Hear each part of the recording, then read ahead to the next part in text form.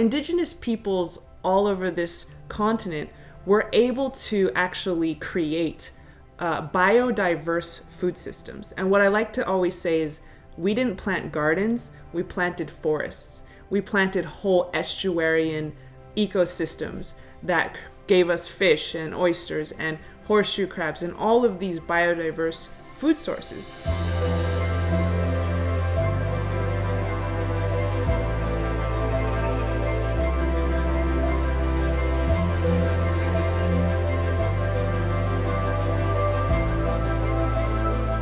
Hello and welcome to Arts Across America. My name is Jasmine Mans and I am joined by my amazing co-host, Jason Reynolds. We are excited to speak with Lyla June, and today's topic is Indigenous food systems. Arts Across America continues this spring with a focus on cultural leadership and public healing. Topics include art for healing, decolonization, and art as a catalyst for change. We'll explore artistic contributions from the Black trans theater community, learn about sacrifice zones and the environment, fight for women's rights in the Latinx community, discuss the prison and detention center system, and hear about the importance of Indigenous food and health, plus much more. We will witness performances and conversations as we join together in healing our country, communities, and ourselves. I am so excited to introduce my co-host, Jason Reynolds. Washington, D.C. native. Jason is a New York Times bestseller, author of novels and poetry books for young adults, and is the current national ambassador for young people's literature. And I'm equally as excited to introduce my co-host, Jasmine Mans. Jasmine Mans is most known as a Black American poet and performance artist from Newark, New Jersey. Her latest book, Black Girl Called Home, has just been released to rave reviews. Y'all go check it out. But we're here to talk about Lyla June. Lyla June Johnston is a musician, public speaker, and a doctoral student specializing in pre-Columbian fisheries and fire-managed landscapes. In her culture, it is crucial to uplift Indigenous languages, knowledge, and history. One way she does this is by researching and presenting information about the extensive land management strategies of Native Americans prior to Columbus's arrival. Native peoples managed complex ecosystems and food systems for thousands of years. Johnston believes this history has been erased, partly due to early colonists painting Native people as savage. Indigenous civilizations were in truth highly sophisticated, diverse, and evolved. With synthesized archaeological and cultural knowledge, Johnston aims to tell a new and more accurate story of Indigenous lives. Welcome, Lyla. We are so grateful for you being here with us today. Thank you so much, Jason and Jasmine. I really appreciate being interviewed by both of you. So I wanted to start with a land acknowledgement in congruence with what y'all have been doing in your various interviews. I'm actually sitting in northern Alabama, which is the traditional homelands of the Yuchi Indigenous Nation, which was removed from these lands during the Trail of Tears and is now in Oklahoma. Although there are some Yuchi descendants here who are carrying on the traditions of their ancestors, and I'm right beside the Tennessee Valley River, also known in the Yuchi culture as the Singing River, because it was so sacred and it elicited so many songs, and that's part of what is this town is known for, is being a music town, Muscle Shoals, Alabama area. So yes, I'm so glad to be here. And before we go further, I just would love to introduce myself in the traditional manner to honor my ancestors. We always introduce our 4 clans, and that way we honor our lineages that we descend from. So Ya'at'e Shik'e Aro Shidene, which means greetings, my kin and my people. She'e Nanisht Eje Tchachi Nishlondon Tsétsêhéstâhese Bashishin Ashin Hidashich Belagana E Dashanale. Taos, New Mexico, Daint Nashan, Akwit Ego Diné Astaninishlan. So what I just said is I come from the Nanisht Eje Tchachi clan of the Diné Nation. We are also incorrectly known as Navajo. And on my father's mother's side, I am of the Cheyenne Nation, Tsétsêhéstâhese Nation. And on my mother's father's side, I'm from the Salt clan of the Diné. And my father's father, I'm from the European clans. So thank you for allowing me to introduce myself in the appropriate manner. Absolutely. We appreciate you. We appreciate you for being here. We appreciate you I'm and Jasmine, please, I'm always so grateful to be in a position to learn, and to sit in the place of witness. I think it is important and imperative for all of us to bear witness to each other's lives, right? To our cultural backgrounds, to the coding in that language. And there's something inherently human about that I think sometimes we forget. So we're grateful for you being here for sure. Amen. The ability to know our native tongues and remember it in our storytelling and folklore is incredibly valuable, and I'm super excited to be in conversation with you. So again, thank you tremendously for joining us here today. There's a wealth of information about you and a wealth of things that you give to the world on many levels. Today we have to talk about a few specific things, which kind of like grinds my gears. But tell us a bit about your PhD studies. Yeah, when I was thinking about what we could talk about here today, there's so many, like you said, facets of my work. I do a lot of community organizing, education for Native youth, different work with trauma healing. But I really wanted to talk about my PhD research this go around because I feel like it's just really stirring in my heart these days.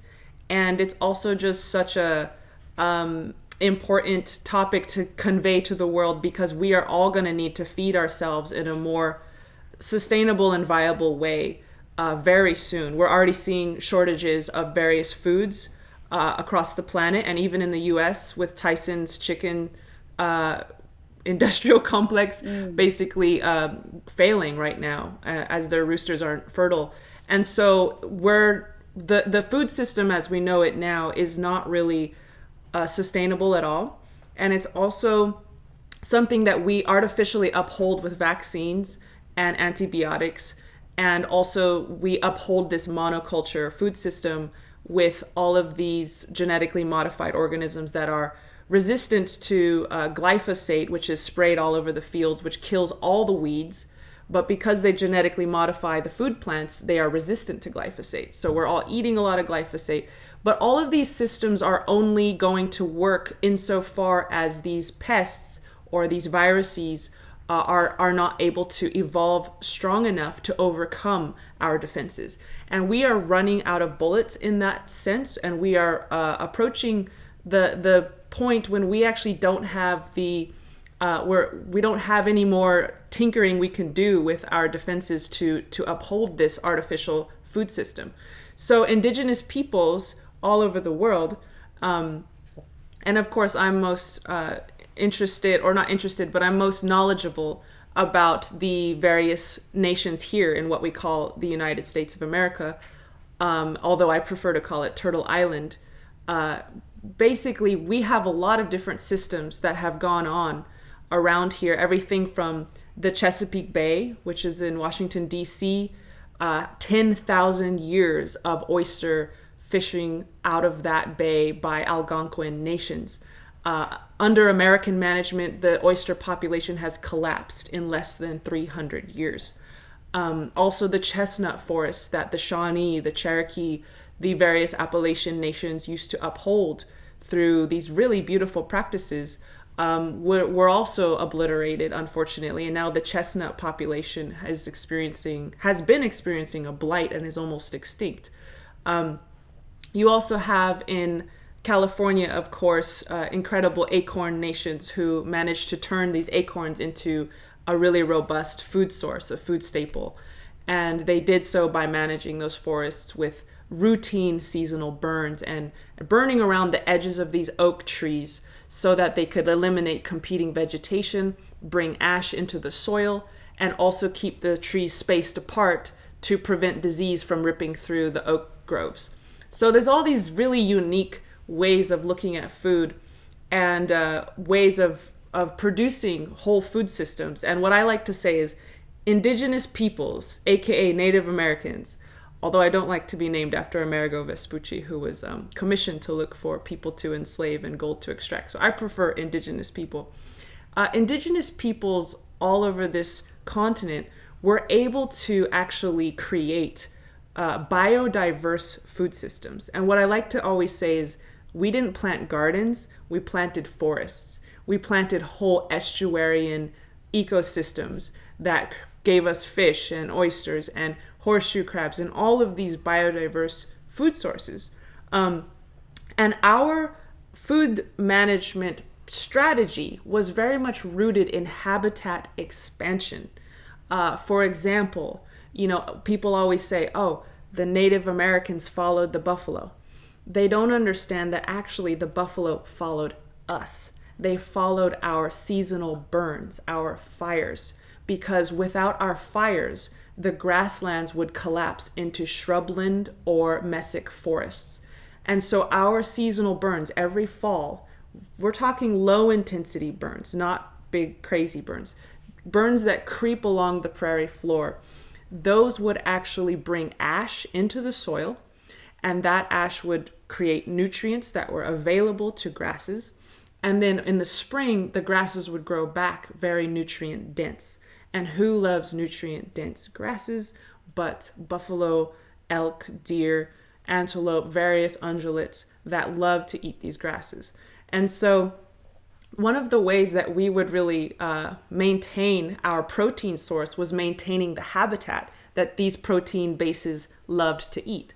So this is more where we get into like land management, and actually native peoples across this continent didn't just engineer cities, they engineered entire habitats. So we didn't have to fence in our buffalo. We actually just created a beautiful place and they would come to us.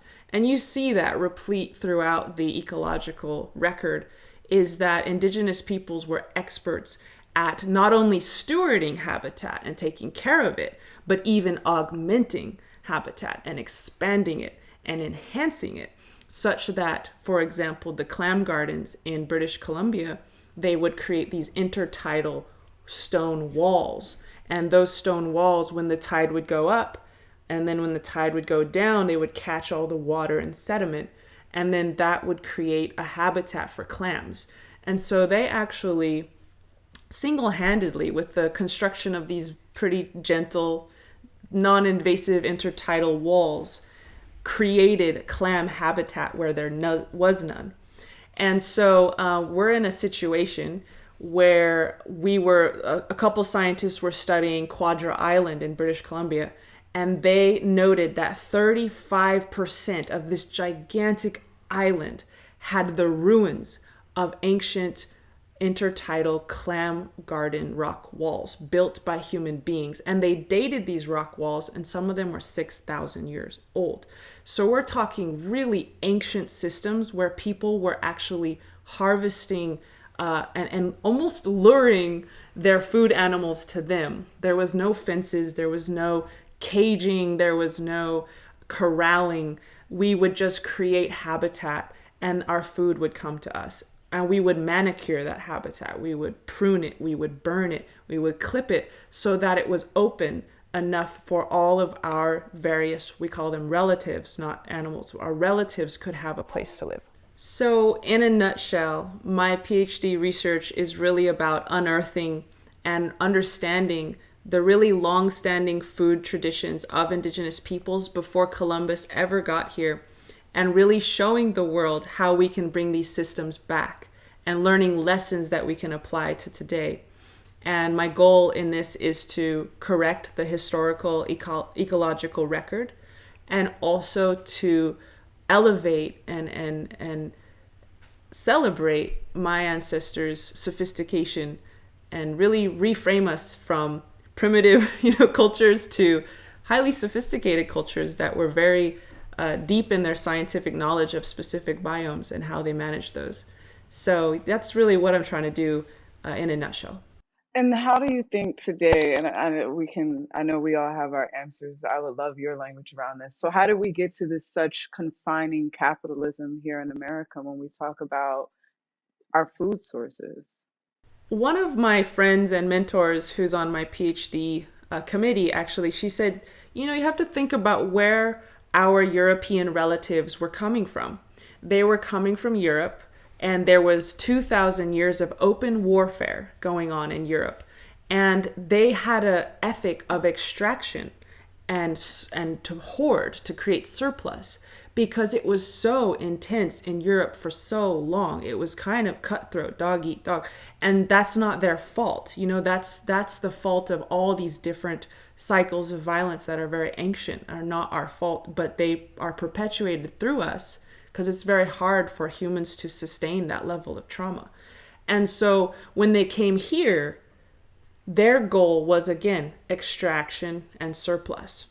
And so they had a very different goal than what, for instance, some indigenous nations had. Their goal was create space for biodiverse life. And it wasn't so fear-based. It was like, it's okay, we'll have enough, you know, and there's not just enough for us, there's enough for everyone. And so the ethic of profit maximization, which is sort of the cornerstone of American economics, that just maximize profits, was non-existent in these indigenous communities. That it was actually, you wanted to maximize how much you gave.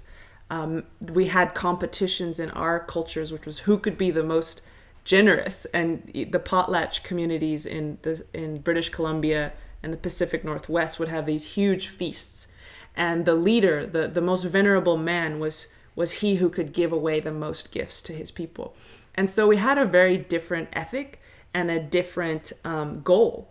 And so I think that's how we got to where we are today, is not because we're bad people, but because we're coming from thousands of years of warfare where it was really extractionism was our what we thought was the best way to survive. Turns out it's backfiring on us. This makes so much sense to me, and these are things that I think I've been trying to articulate, or at least trying to figure out or think through. I met a cat a long time ago, a Trinidadian brother, and he worked at a chicken plant in New York City. And we were talking about how when he was on the island, he spoke about how long it took to raise a chicken up from birth to slaughter, right? Like from you know, from birth to plate, you know. And he went through he told me the process, and he was talking about how long it actually takes, and how it takes him 2 weeks to do this at the chicken plant, right? And how you know, this kind of mass producing of food is what drives sort of the food industry, and of course is what's killing us, right? And what's killing our world at the same time. So my question is to piggyback on Jasmine's question, which is like, how do we, because I'm with you, I'm like, this is mind blowing, right? How do we bend it back? Like, is there a way? We're trying to do the same thing with climate control, right? How do we bend it back in a country that is in a profit first country? How does USDA, you know, or is this something that we do unilaterally? Is it something that we do for ourselves instead of waiting for the government to do what we know they're probably not going to do? I think people are finally ready to consider alternatives, because what we have it's reaching its limits and it's not working.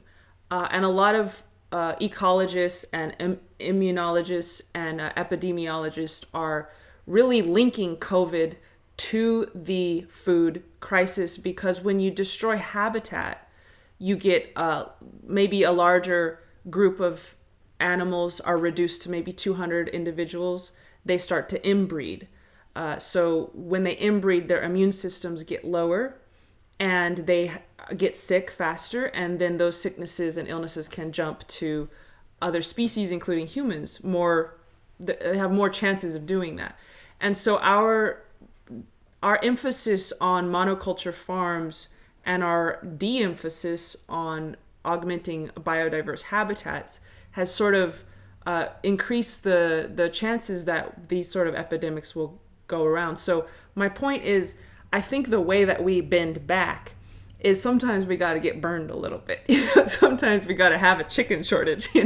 Sometimes we got to experience collapse in some form to a small or large extent, and really feel like, okay, maybe we don't got it figured out. Maybe we should try something new. And I think we're rounding that corner. And so my job, and so many other Native people who are involved in the Indigenous food sovereignty movement, we are going full blast on really trying to be prepared for the day when not just America, but all the different so-called developed countries in this world turn to us and say, hey, okay, maybe we didn't have it right. What would you suggest? And so indigenous peoples have long been trying to give our technologies to the Western world. We've long been trying to counsel them. We've long been trying to give them advice, and it never quite stuck. But now we're in a situation where people are more open to these ideas. And I think, the necessity is the mother of invention. And I think in many ways, necessity will be the mother of transformation in the coming decades, when we start seeing these various facets of our food system kind of give out a little bit, and we can then replace them ideally. And so I think more so than pushing and convincing the world, we just need to be ready when the world is finally ready to hear us. That's one way to look at it anyways. There's a lot of, like, I would say, ignorance about what we understand of our reservations in the United States. Is there anything that you can tell us in education of, like, the current state of some of the reservations? I used to spend time, not often, but maybe during college, I used to go to the Lakota reservation in South Dakota, and it was a very, very beautiful land, and I got to talk to so many people, but the lifestyle of the res was very different from what I lived, of course, in New Jersey. And what where do people go on gaining information and stepping, and how do we step out of our ignorance as a people? And then what can you tell us about the current state of many reservations at this post or during pandemic hour? So I think the way that we educate ourselves more about these things is we put funding into indigenous peoples telling their own stories. Because the reason very few people understand indigenous stories is because the Western world is always telling our story for us, in Hollywood. And so a lot of people's understanding of indigenous peoples is what Hollywood fed to them over the past century. And even around the world, when I travel internationally, people are like, oh yeah, you're a red Indian. And I'm like, okay. There's that adage of, like, history is written by the victors. And my elder sort of tacked onto that, but the war isn't over. So then, therefore, the story isn't over. We're still here as indigenous peoples, even though the official policy, unfortunately, of the U.S. was extermination. We're not supposed to be here, but we somehow survived. And so that's sort of a good segue to the state of the reservations. Reservations are, I like to think that they're in our heads. There is no reservations. This is all indigenous land, and people are all guests here. And some of them aren't very nice guests, and some of them are very nice guests, and some of them were never taught how to be a guest. Some of them were never taught that they are guests. Some of them are seen as sort of entitled immigrants or settlers or what have you. And so when you go to someone's house, usually you be kind of courteous and ask, would you like me to take off my shoes before I come in? Or when you're in Rome, you do as the Romans do. But you don't go into their house and take all their food and like put them in the closet. And so that's sort of what's happened here. So I don't really see reservations as a real thing. I think they're more of a artificial boundary that people have drawn. But having said that, a lot of indigenous peoples are living in these so-called reservations right now. And I would just say that it is rough. I mean, a third of my people have no running water. Right there in America, a third of my people have no electricity. Our household median income is $20,000. We're talking the whole household together. Everything they make together is $20,000 a year. That's the median income. Many of us are actually much poorer than that. I'm talking specifically about the Diné Nation, aka Navajo Nation, in the Southwest, Arizona, Colorado, Utah, and New Mexico. And so, yeah, it's rough. I'm not going to lie. It is rough because you also have most of our grandparents went to boarding schools. The boarding schools, their main mission was to strip us of our culture and our language. And sadly, I'm really sorry to say this, it's a little bit of a heavy topic, but in Canada, they interviewed people who had gone to the boarding schools, and about 1 out of 5 had been sexually abused as children, unfortunately, in the boarding schools. So I'm certain that America wasn't any better. It may have been worse. So we have a lot of trauma that, they would literally take our children by law and put them in these boarding schools away from their families. And they would sometimes not see their families for years at a time. And the whole goal of these boarding schools was to make them speak English, to cut off their hair, to, sometimes they'd wash our mouths with soap if we spoke our language. And they would really try to take away our culture. And so that's probably a bigger reason of why the reservations are so hard, more than the economic or the political. It's like we actually have real trauma that we're trying to deal with. And unfortunately, our grandparents pass a lot of that trauma on to our generation. So we're still having a hard time just being sober, healing from various types of abuse as children, etc. So that's, to me, what we all can do together is to help these nations, is to pray for them, support them, understand them, try not to stereotype them, understand they've been through a lot, 500 years of colonization. The fact that they're even here is a miracle. We're not even supposed to be here, that was the policy, was complete extermination. And so I think, long story short, and I wish I had a happier story to tell, but the reservations are not doing so well because of the ongoing marginalization of Indigenous peoples. And that's why land back is so important. And I'll stop talking after this. I know I ramble a lot, but land back is a movement to return land back to Indigenous peoples that was taken during the Homestead Act or the Dawes Act, various policies that dwindled Indigenous lands. And various churches are giving hundreds of acres back to Indigenous peoples. And that way we can start to actually create our land-based systems back. And also what we can do to help Indigenous peoples is, at every corner, if there's a language immersion school, support it financially. If there's anything that augments our culture, anything that supports our culture, because the boarding schools took our culture away, and that's what's hurting us. And when we give the culture back, it heals us. So just any uplifting, whether it's moral support, financial support, even prayers, to uplift their cultural health would be good at this time. It's funny because you keep, I'm so fascinated by human beings, and you keep, acknowledging your rambling. And it's like, if there was ever a time for us to model what it means to listen to an Indigenous person, this would be the time, right? Like, at the end of the day, I think we have to do better at making sure that when an Indigenous person is speaking about their lives and their land, it is incumbent upon the rest of us to not speak, right? and to listen and to let it be known and be heard, so that we can, like I say, so that we can bear witness to a truth that we cannot know. Right?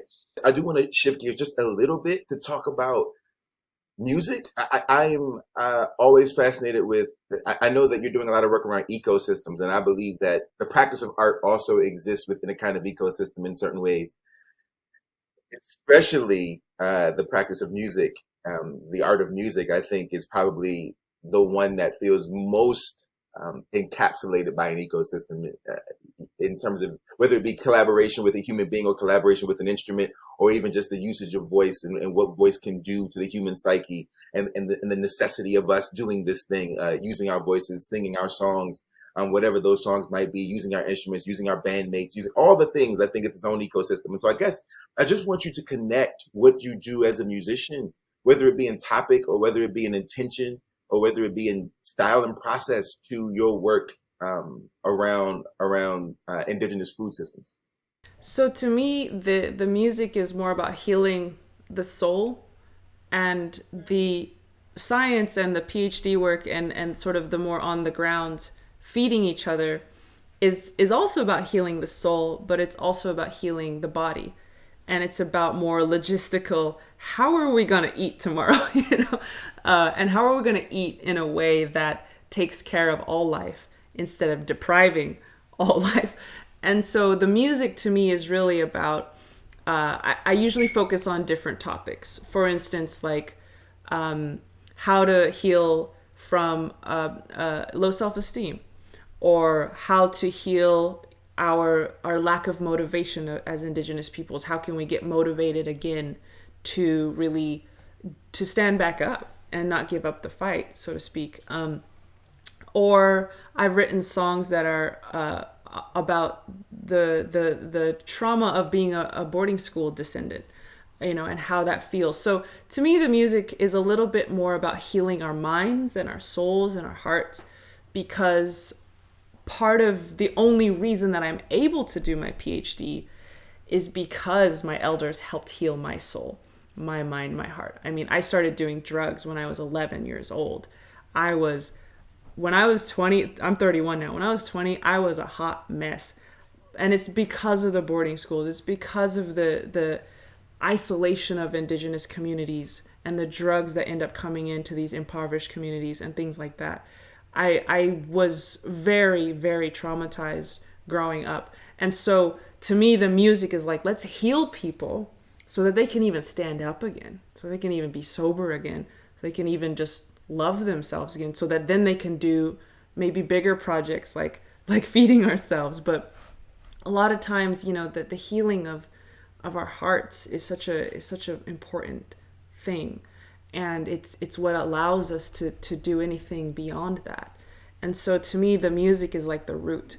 It's like healing our soul and our heart, so that we could even look up around and see, maybe it's not just food systems, maybe it's sustainable architecture, maybe it's water testing and revamping our water sanitation systems, which are not really working. But we have to have that healed soul before you can go out and do these other types of things, in my view. Folklore is deeply a part of the Indigenous culture, as it is a part of like so many other cultures. And so I definitely see this deep narrative of storytelling in your work. And it is those stories that are essentially passed down for generations. So yeah, that is greatly appreciated. Are there other things culturally from your work that you find yourself putting culturally from your tradition that you find yourself putting in your craft?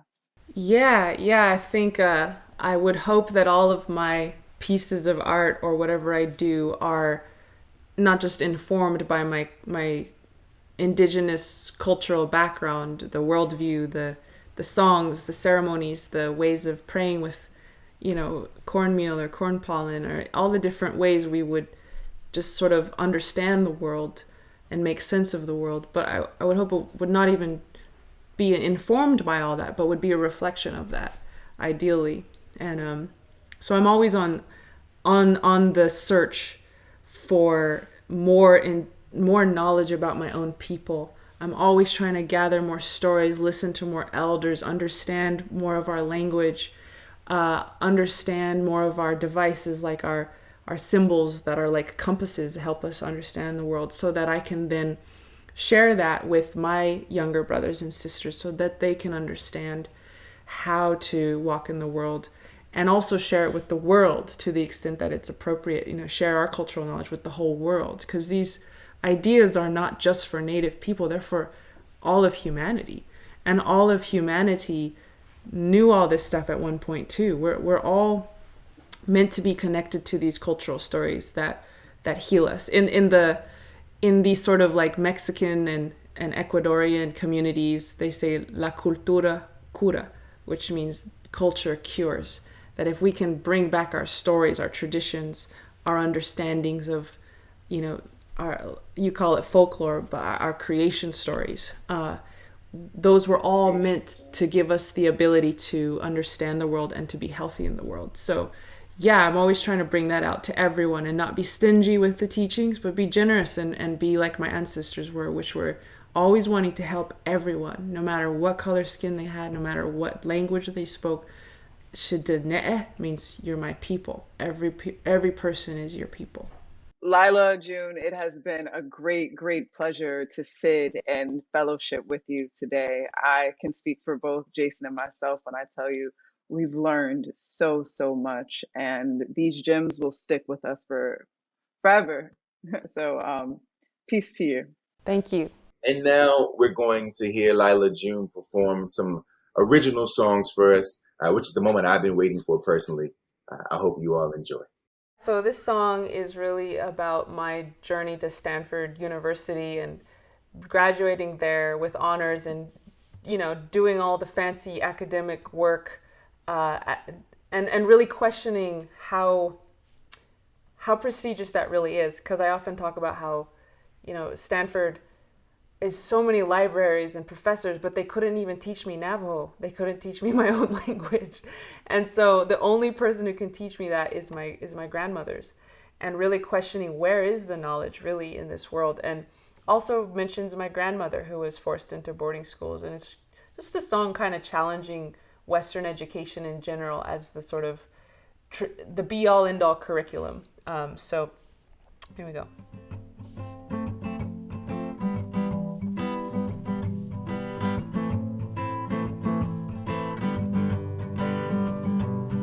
When I was a little girl in the schools, yeah, they had me fooled. They said your native culture, it ain't got nothing for you. And if you want success, get a gold star, be the best. So I went to the best school I could find, and I left my culture behind. When my grandmother was a little girl in the boarding schools, yeah, they had her fooled. They said that her dark skin was original sin, and if she wanted to be saved, then in Jesus' name she prayed. So she went to college on a train, and she read her Bible every day. So when I have my little girl, she'll have everything she needs. She'll have a choice of who to be. She can speak her native language, and she can still love her neighbor, love the color of her skin, see the beauty that lies within. Since we remember who we are, and that supremacy was a lie from the start. You can't cut this down, there's no stopping us now. Head held high, feet on the ground, elder songs. We hear the sound, we hear the sound. I hear the sound, I hear the sound. We hear the sound, we hear the sound. I hear the sound, I hear the sound. You can't cut this down, there's no stopping us now. Head held high, feet on the ground, elder songs. We hear the sound.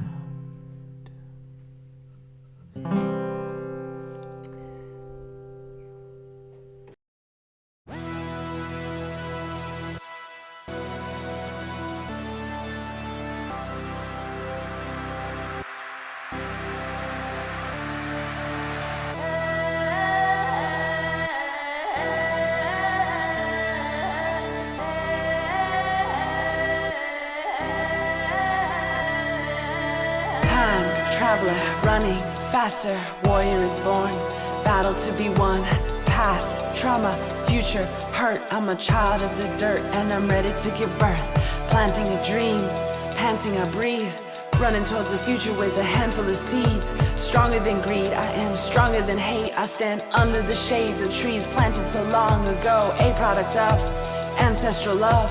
I'm here because my elders danced in the sun. They would give it all up for us, and from day one it was practiced like religion to prepare for the ones to come. We are here to give all our love to the ones unborn. We are here to give all our love to the ones unborn. This is insane, living for fame, living for the next quarter, profits and gains. You forgot love, you forgot truth, you forgot how to live for a time beyond you. It's not about you, it's not about you. It's about the song that is traveling through. It travels through time, singers will die, but the song lives on through matrilineal lines. We are here to give all our love to the ones unborn. We are here to give all our love to the ones unborn. Open your eyes, open your heart, draining aquifers before they can recharge. We're not in charge, nature's in charge.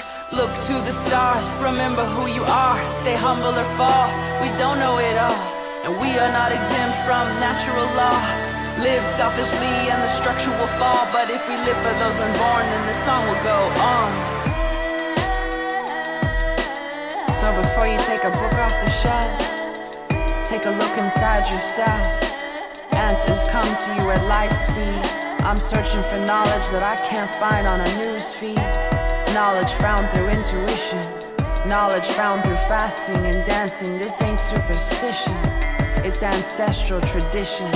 So throw me the spear of wisdom, sharpened and sunlit. I'm giving my life to the oneness. I'm a warrior, I'm sun-kissed. I'm armed, but I'm harmless. Protecting cycles of rain and cycles of snow. Fighting for children whose names I will never know. I look up and read the messages written all across the sky. Messages telling us that it's time to evolve or die. It's time to live this life right, so that when our children look back, they look back with pride.